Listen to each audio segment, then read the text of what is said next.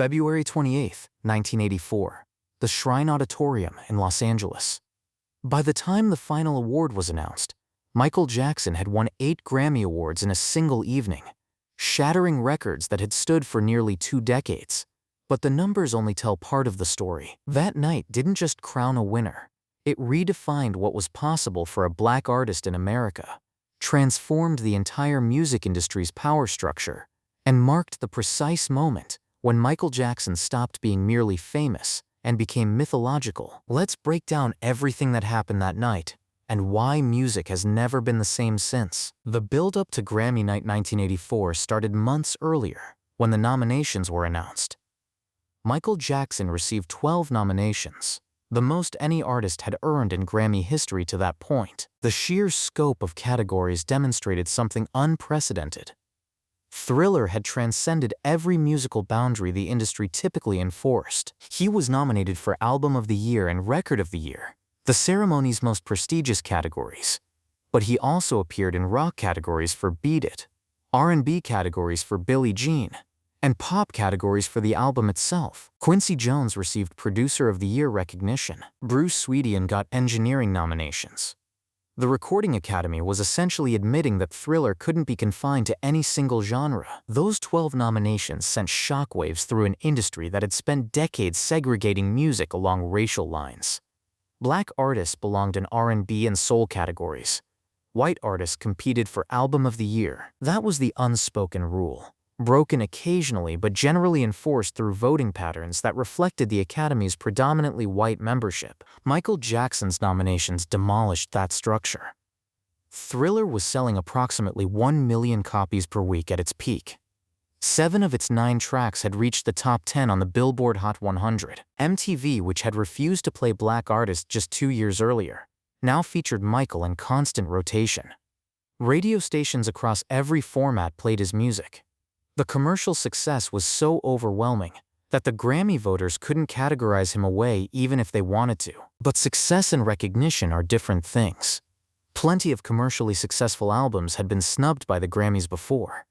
The question leading up to February 28th wasn't whether Michael would win something. It was whether the Recording Academy would fully acknowledge what Thriller represented: a complete transformation of popular music. Michael's team understood the stakes. This wasn't just about awards. It was about validation, about proving that a young black man from Gary, Indiana could dominate the industry on his terms and receive the establishment's blessing. The Grammy telecast would attract millions of viewers worldwide. How the evening played out would shape Michael's career trajectory and send a message about whether the music industry was ready to change. The outfit Michael wore that night became iconic almost instantly. He arrived in a blue sequin jacket with elaborate military-style embellishments, a single white glove, aviator sunglasses pushed up on his head. The look combined elements that would define his image throughout the Thriller era. Glamorous, but slightly militaristic. Elegant, but with theatrical flair. Carefully calculated to photograph perfectly from every angle. Before the ceremony began, Michael was backstage experiencing a combination of excitement and anxiety that people close to him later described as almost physically overwhelming. He'd wanted this moment since leaving the 1980 Grammys with a single award for Off the Wall. He'd created Thriller specifically to make the Recording Academy acknowledge him. Now he was hours away from finding out if his strategy had worked. The ceremony itself was broadcast live, hosted by John Denver. As the evening progressed through its various categories, Michael's name kept getting called. Best R&B Vocal Performance, Male for Billie Jean. He walked to the stage, accepted the award graciously, thanked Quincy Jones and his family, returned to his seat. The applause was enthusiastic. Then came Best R&B Song for Billie Jean. Michael returned to the stage. Another acceptance speech. Another Grammy added to the collection forming near his seat. The pattern was establishing itself. This wasn't going to be a competitive evening where victories were distributed among multiple artists. This was becoming Michael Jackson's night. Best Pop Vocal Performance, Male for Thriller. The trophy count was rising. Each time his name was announced, the camera would find him in the audience. Sometimes he looked surprised, as if he hadn't expected to win despite the nominations. Other times he seemed almost resigned, like someone going through motions he'd rehearsed mentally 1,000 times. The audience's reaction evolved throughout the evening. Initial applause gave way to something more complex. There was genuine celebration from many attendees who recognized they were witnessing history. But there was also discomfort. The Grammy ceremony traditionally spreads recognition across multiple artists. Having one person dominate to this degree felt unusual, almost uncomfortable, even when that person clearly deserved every award. Best Rock Vocal Performance. Male for Beat It represented a particularly significant moment. Rock categories at the Grammys typically went to white artists playing guitars. Michael Jackson, a black pop star, winning in that category validated his deliberate strategy of creating a rock song to force rock radio to play him. The Eddie Van Halen guitar solo on Beat It had given the track credibility with rock audiences, but Michael's vision had driven the entire creation. When Michael accepted that award, there was a subtle acknowledgement in his thank you speech. He mentioned Eddie specifically, recognizing that the collaboration had been crucial, but he also knew that winning Best Rock Vocal Performance proved something larger. His music couldn't be pigeonholed into narrow categories based on his race. Record of the Year for Beat It was announced later in the ceremony. This was one of the big ones, one of the Grammys' four most prestigious categories. Record of the Year recognizes the overall recording, the combination of performance, production, and engineering that makes a track exceptional. Winning it meant the Recording Academy was acknowledging Beat It as the year's best single across all genres. Michael's acceptance speech for Record of the Year was longer than his previous thank yous.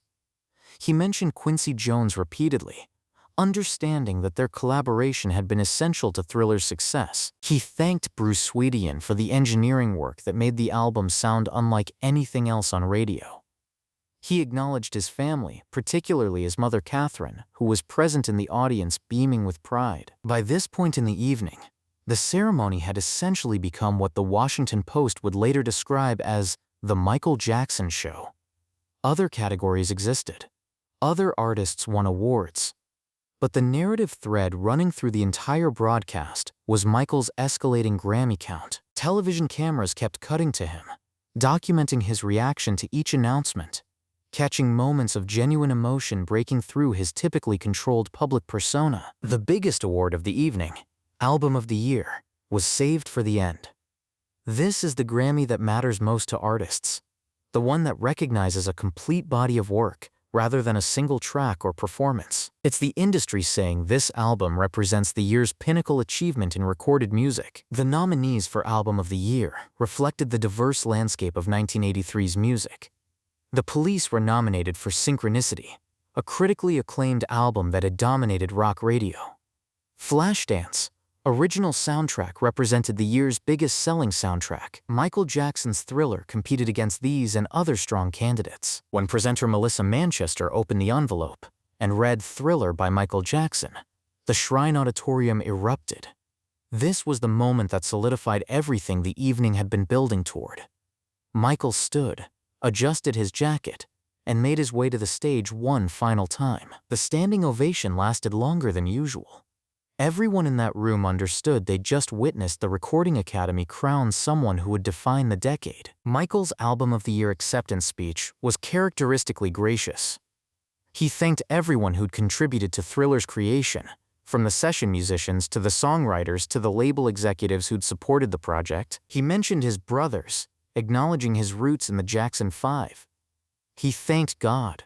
His voice was soft, almost childlike, contrasting with the monumental achievement being recognized. At 25 years old, Michael Jackson became the third youngest recipient of Album of the Year, behind only Barbra Streisand, who won at 22, and Stevie Wonder at 23. That placed him in rare company, among artists who'd achieved massive success at ages when most musicians are still trying to get record deals. The 8th Grammy came from a different category entirely. Earlier in the evening, Michael had won Best Recording for Children for his narration on E.T. the Extraterrestrial storybook album. This award almost felt like a footnote given Thriller's sweep, but it demonstrated the breadth of Michael's work. He could dominate pop, rock, and R&B while also excelling at material aimed at children. When the final Grammy tally was calculated, Michael Jackson had won 8 awards in a single night, 7 for Thriller and 1 for E.T. That number broke a record held by Paul Simon, who'd won 7 Grammys in 1971 for Bridge Over Troubled Water. Michael's 8 Grammys stood as a record for male artists that would remain unbroken for decades. But the numerical record, impressive as it was, missed the larger significance.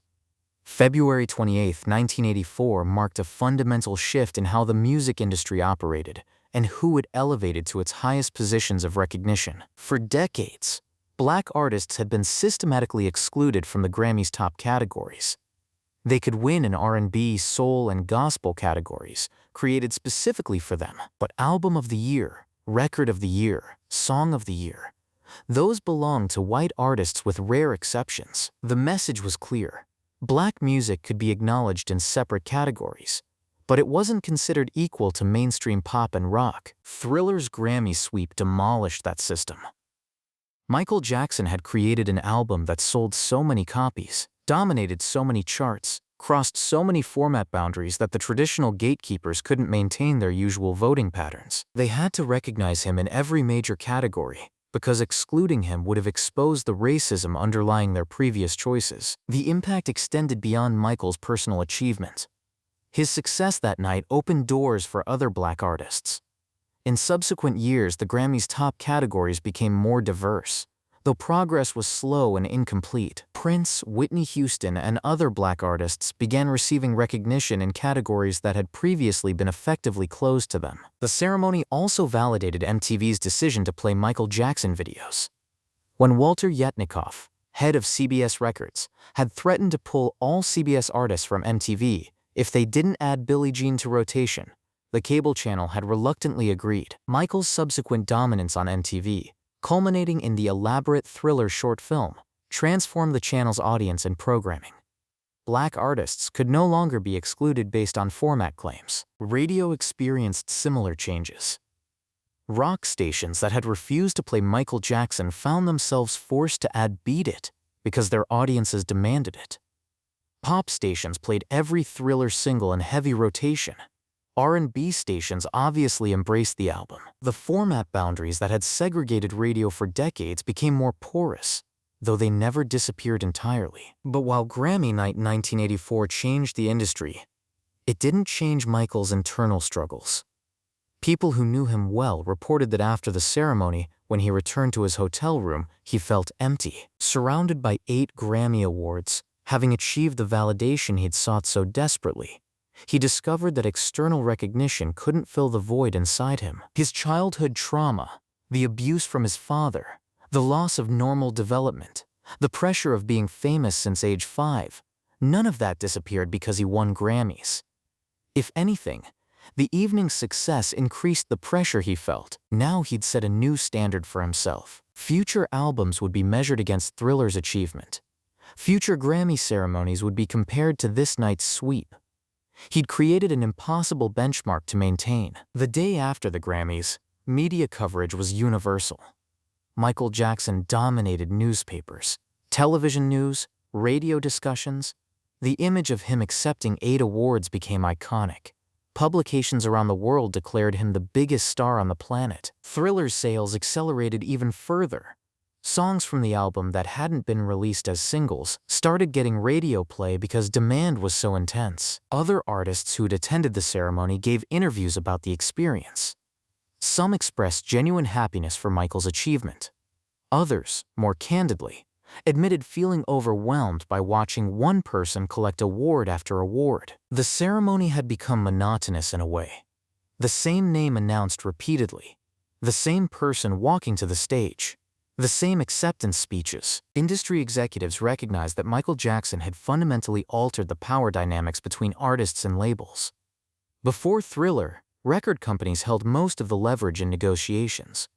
Artists needed labels more than labels needed any individual artist. But Michael's success gave him unprecedented bargaining power. If he decided to leave Epic Records, other labels would as well.